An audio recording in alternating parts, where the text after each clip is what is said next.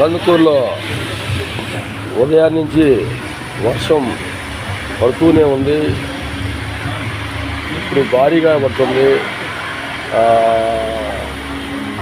ఇప్పుడు పనులు చేసుకునే వాళ్ళకి కూడా ఆటంకం కలిగిస్తుంది. ఈ బళ్ళుకు పోయే పిల్లలకి వాళ్ళు కూడా ఇబ్బంది పడుతూ ఉన్నారు. ఈ షాపుల్లో కూడా గిరాకీలు కూడా దెబ్బతింటున్నాయి. ఈ వర్షం భారీగానే పడుతుంది. రోడ్ల మీద నీళ్ళు కూడా బాగా మారుతున్నాయి.